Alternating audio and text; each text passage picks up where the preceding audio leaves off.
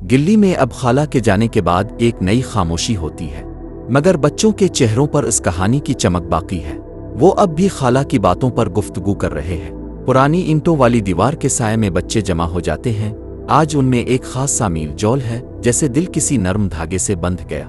वही बच्चा जो हमेशा दूसरे बच्चों से लड़ता रहता था, गालियां देता, छीन झपट करता, आज सबके दरमियान खामोश बैठा है। इसकी आंखों में नरमी है, हाथ में खाला की दी हुई पुरानी लकड़ी की चाक। वो आहिस्ता से कहता है, खाला कहती है, सच्चाई खामोशी में होती है। शायद इसीलिए वो खुद भी कम बोलती है। एक दूसरा बच्चा जो अक्सर इसे ताना देता था, आज इसके पास आकर बैठता है। कहता है, मुझे नहीं मालूम वो फकीर जो बादशाह को बदलने आया था वो कौन था, मगर खाला ने मेरे दिल में भी कुछ बदल दिया है। सब बच्चे कुछ देर खामोश रहते हैं। फिर एक लड़की जिसके कपड़े कई दिनों से मैले हैं, खाला के साथ बैठने के बाद मुझे कभी ऐसा नहीं लगा कि मैं गरीब हूँ। उनकी कहानियों में हम सब बराबर होते हैं। इन सब की बातों में खाला की रूछपी महसूस हो रही है। वो औरत जो खुद तन्हा थी, लेकिन इसने हर बच्चे को दोस्ती का तोहफा दिया, मोहब्बत की आंख दी और दिलों में एहसास जगाया। फिर वही बच्चा जो सबसे पहले बदतमीज समझा जाता था, जमीन से एक छोटा सा पत्थर उठाता है और संदूक के पास जाकर रखता है। कहता है, ये खाला के लिए है, ये हमारी दोस्ती की निशानी है। सब बच्चे इसके साथ पत्थर रखने लगते हैं, जैसे छोटे छोटे तोहफे, ना कीमती ना खास, मगर उनके दिलों से निकले हुए। आज सुबह का सूरज आम दिनों से कुछ धुंधला था।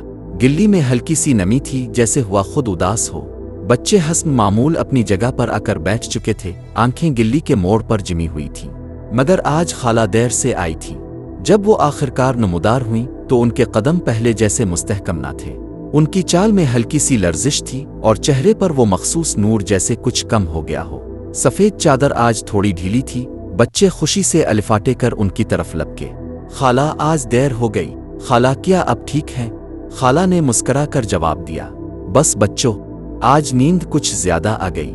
शायद ख्वाब में कोई कहानी आ रही थी, लेकिन उनकी आवाज में वो पहले जैसी ताकत नहीं थी। हल्क खुश्क सांस थोड़ा थोड़ा चढ़ता हुआ। बच्चे फौरन समझ नहीं सके, मगर उनमें से सबसे छोटे बच्चे नायाब ने उनके हाथ को पकड़कर अपनी गोद में रख लिया। खाला का हाथ गर्म है, क्या खाला को बुखार है? खाला ने आहिस्ता से इसके सर पर हाथ फेरा और कहा, नहीं बेटा, शायद दिल गर्म हो गया है। कुछ यादें हलचल मचा रही थीं अंदर।